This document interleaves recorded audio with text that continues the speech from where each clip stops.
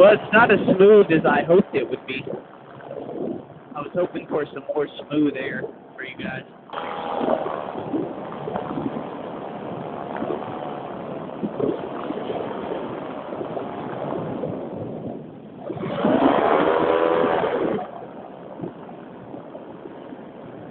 Yeah, it's just not very smooth tonight. Kind of strange.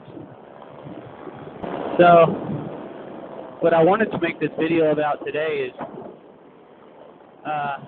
what happens if your motor quits. A lot of people say, oh, it's dangerous to fly fast and low.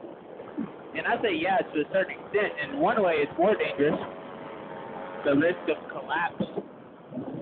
If you're flying on bar down low, then you take a collapse, your chances are much, much higher of getting injured compared to if you weren't on bar, because the collapse won't be as large or violent. But, oh, here's a trail.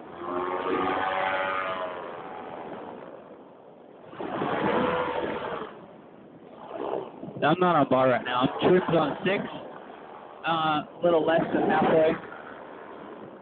And if my motor were to quit right now, I'm basically going to just try and land on this trail. Grab it. You can hear I have to make, I hope the video comes out smooth, but I have to make altitude changes with the throttle mostly only, because I don't have my speed bar, I'm not using it, so I don't have as much energy in reserve. I can only use my throttle to climb and not my airspeed. But if my motor were to quit right here, idle, then I would just flare and land like that.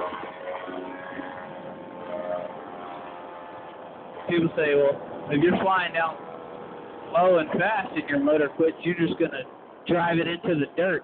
That's not true. Because you have so much extra energy in airspeed that if your motor quits on bar,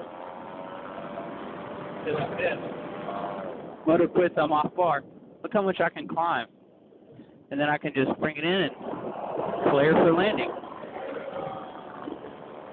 I use my throttle there. I don't want to land because it's kind of needle wind, almost. And I don't want to risk my wings stolen. And it's not very smooth either. It's weird. Strange air today. So if you're flying down low like this and you're not on speed bar and your motor quits, you basically are going to land wherever you are. So the only time I'll fly low like this and not on speed bar is if I'm directly over a trail or a field or a road, somewhere that I could just land immediately if I had to. And I'll fly over, not this road, but this is open desert. And I've had to land out here before from motor outs. And it's not too bad out here in the desert. You might hit a sand dune or clip a bush as you come in, but worst case scenario, you just fall over. But I've landed out here before and I didn't damage anything. I gotta climb. I'm getting wind from all different directions too. Very strange. So if my motor was to quit right now, I would just glide on over here to this road, almost to it, and I'd start my flare now and land on the road. Like that. But a lot of times you guys see my videos, I'm over here on this trail, or trails like this one. I'll try and keep the audio as clear as possible.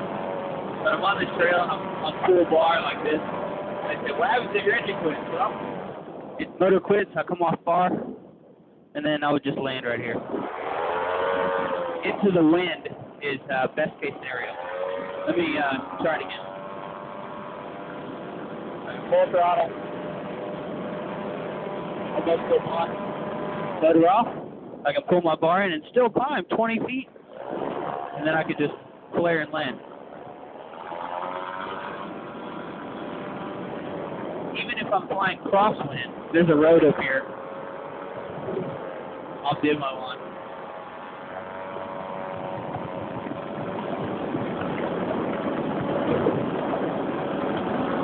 And I always try to keep in mind when I'm flying that my motor could quit at any second.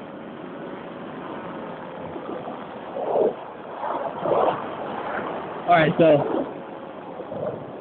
if I'm flying crosswind and I'm full bar and my motor quits, motor's idle, I have enough energy to turn into the wind and then do a flare. Or let's say I'm going downwind. If I'm downwind and motor quits,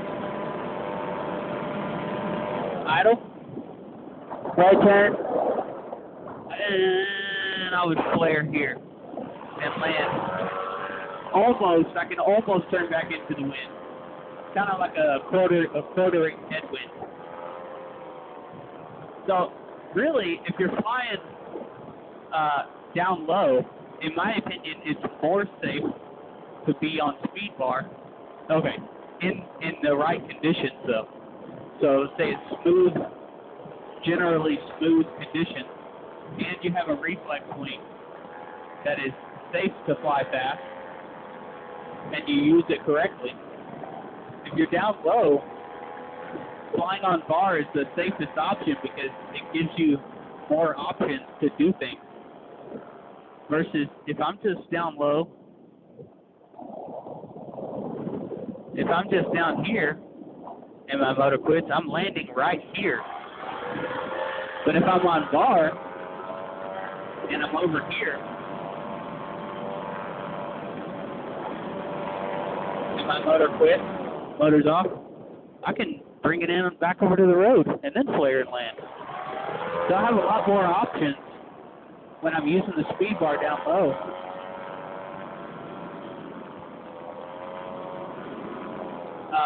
I wouldn't fly downwind, not on speed bar. I don't do that. If I'm flying downwind, down low, I won't do that unless I'm on speed bar. Because if my motor quits, I have to land downwind. I have no choice, and that's risky. But if I'm on speed bar and I'm going downwind and I'm low to the ground and my motor quits, at least I can turn that into a crosswind landing or a quartering headwind in some situations. It really just depends on, how much energy you had and things like that. But something else, these two-stroke motors, most of the time they give you warnings that something's going wrong.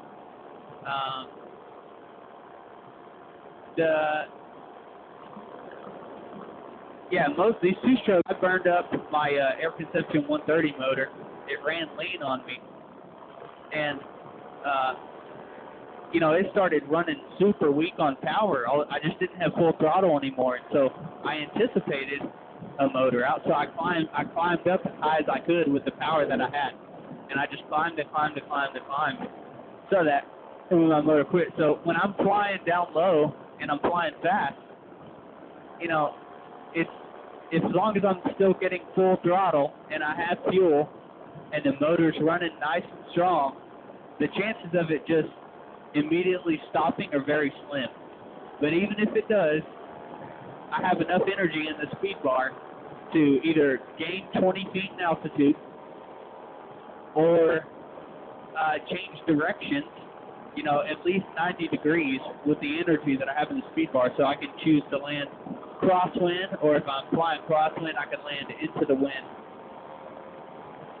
So that's why if I'm flying down low and it's smooth conditions, I would actually prefer to be on the speed bar because it gives me more options in case I do have a motor out. Now, would I do this on a non-reflex wing? No way. When I fly my free flight wing with the motor, I always stay up high and I fly it like a free flight wing. The most dangerous place to be is near the ground, especially on a non-reflex wing, because they don't have the same collapse resistance as a reflex wing when you fly a reflex wing properly. See, I'm getting bumped around a little bit by the rotor. I'm going to see if there's enough wind for me to ridge soar on the mountain over here.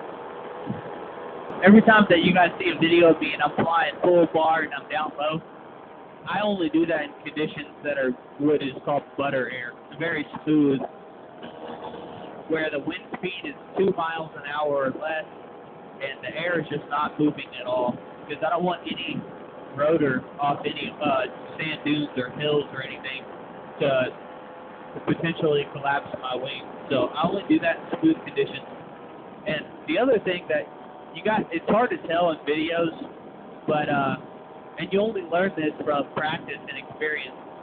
But when I'm doing the slalom style stuff, I try to never fly through my own weight, because that's when the slalom wings collapse, even in calm conditions, if you fly through your own weight. And actually, if you have a slight breeze, a slight wind speed, like 2 or 3 miles an hour, that helps because it pushes the wake away from you wherever you're flying, so that you can do multiple passes in the same area. Versus if it's truly dead calm wind, your wake will just hang out right there where it is. So if I do a 360 on the ground, I always make sure that as I come back around and almost start to complete the 360, I will climb up about 5 or 6 feet higher on the second rotation above the ground. So I try to do my first turn as low as possible to the ground, and then the second or third circle that I fly, I will come up in altitude about 5 feet, because your wake will generally sink downwards toward the ground. So if I'm higher, I won't hit my own wake. And it's hard to see that in videos, and it's very like this. Just be aware of that. And the first time you fly through your own wake, it'll scare the crap out of you. It's fine, and it's not that big of a deal. Let's go trim in.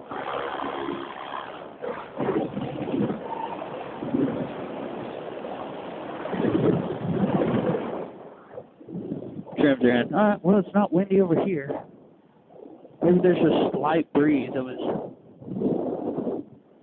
pushing me around. That's a little bit of wind to float in. Float my decelerate at least.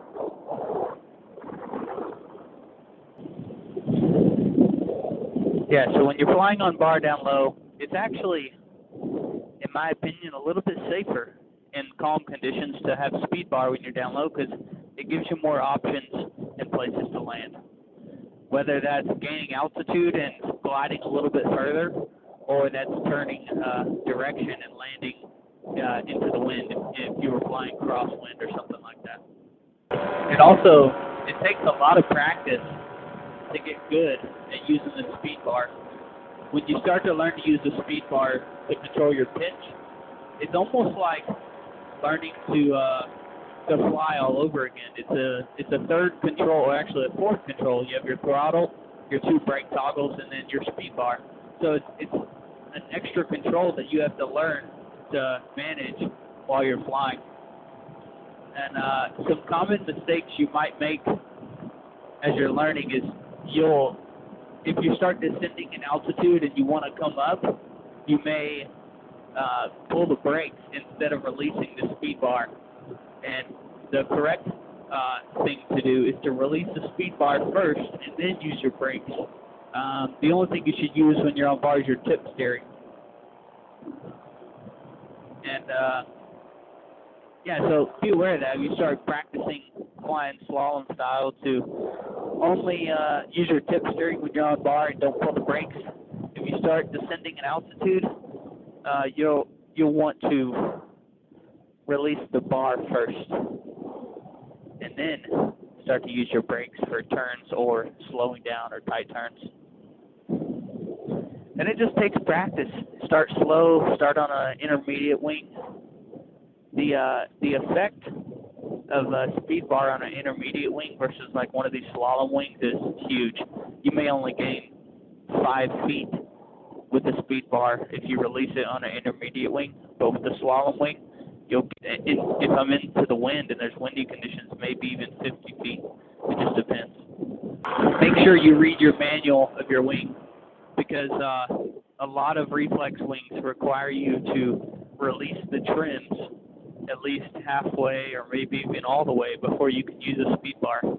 So check your specific wing and use it properly, because if your trim's in on something like a Snake XX, trims all the way in, and you push the speed bar, then you could potentially collapse your wing.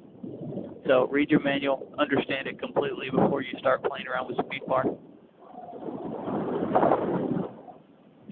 Alright, so we know the wind is kind of from the direction of that hill over there, southeast-ish. And I'm going to go down this trail to my left here, and I'll get low and use a speed bar and go fast. And I'll demonstrate, what happens if I had a motor out while I was flying down this trail? What would I do? And I'll try and demonstrate that. In this scenario, I would turn into the wind instead of just landing downwind on this wing, at least, because this wing already lands so fast that I don't want to land downwind at all.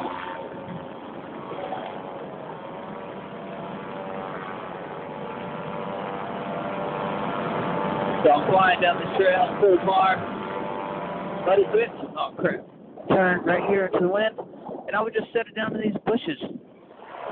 I would just, who cares if my wing gets tangled? I can land on my feet, not fall over, not break anything, and then just untangle my wing, and then I would call my buddies with the Jeeps. Oh, another thing, I have the trims all the way in right now. Earlier, I had them out to 6. So I actually would probably gain even more altitude now than I was earlier. Let's see. And with these slalom wings, you got to be real careful when you have the trims all the way in, because they're trimmed so slow, so they make tight turns around pylons. So you got to be careful not to use a lot of brakes on these slalom wings with the trims in, because you can stall them. You can stall them very quickly and very easily. Keep that in mind if you demo one or you own one.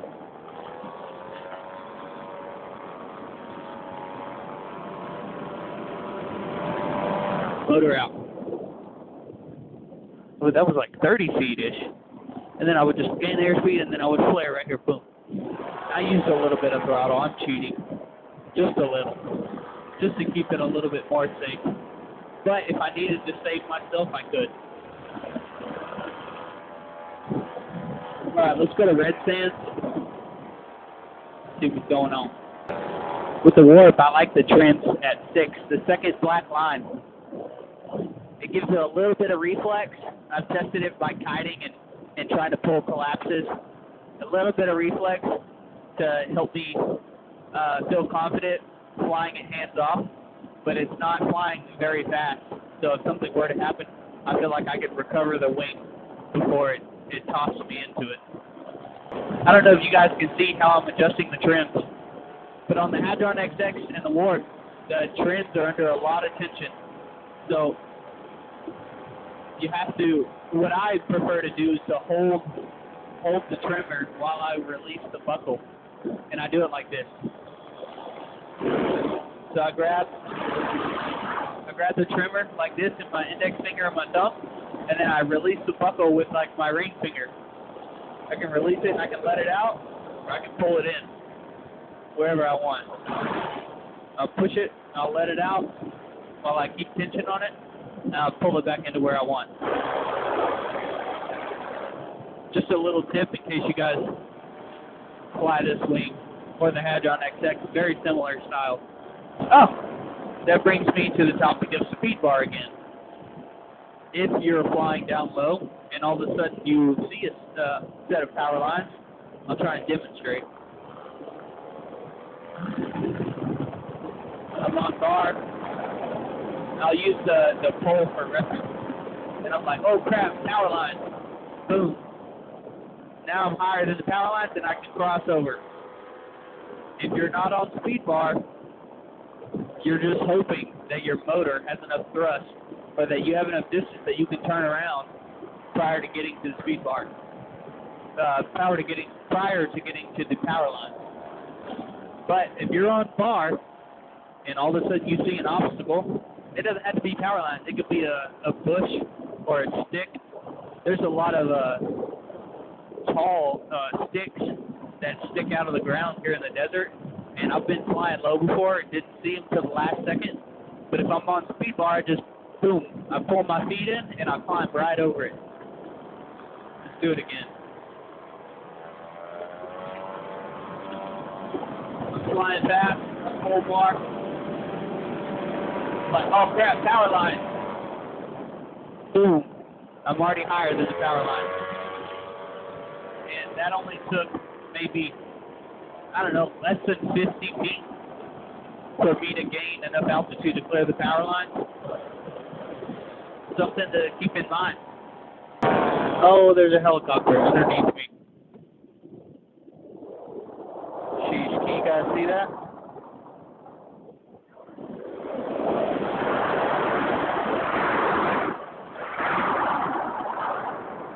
He just made a left turn.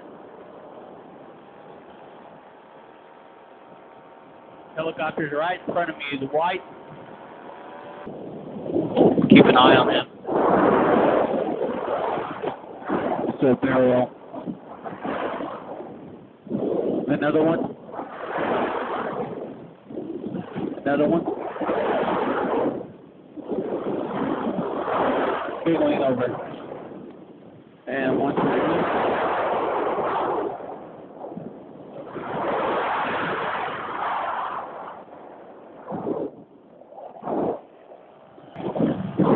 Helicopters over there to my left.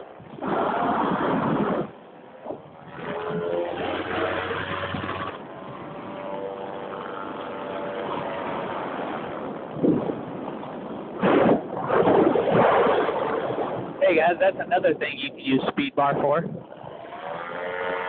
Energy to enter wingovers. Don't go try this if you don't know how to do wingovers. But if you're pretty proficient with wingovers, and you want to learn a new trick,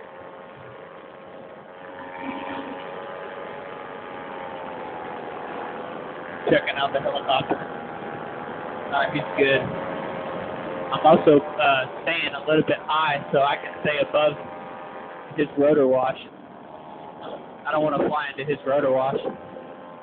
Get freaking blown out of the sky. Alright, he's continuing east. So check this out. If you have a slalom wing with a bar, you can fly full bar. Let me explain what I'm doing. So you can fly full bar, and then you release the bar and use that energy to enter a big wing over. And you don't have to build it up slow. You just, boom, right into a huge wing over with the speed bar like this. Full speed, off the bar, and over.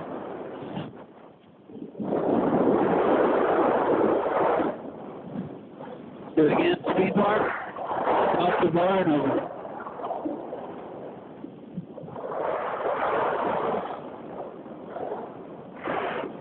And then you can stop your wing overs and punch out of it with the speed bar. Let's follow these four-wheelers and stuff like that.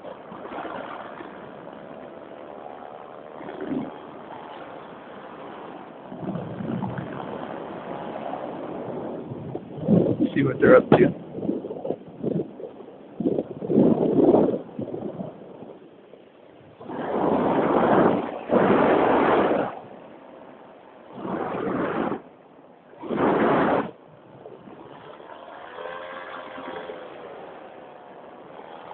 If I had a motor out down here, I would just land on this trail.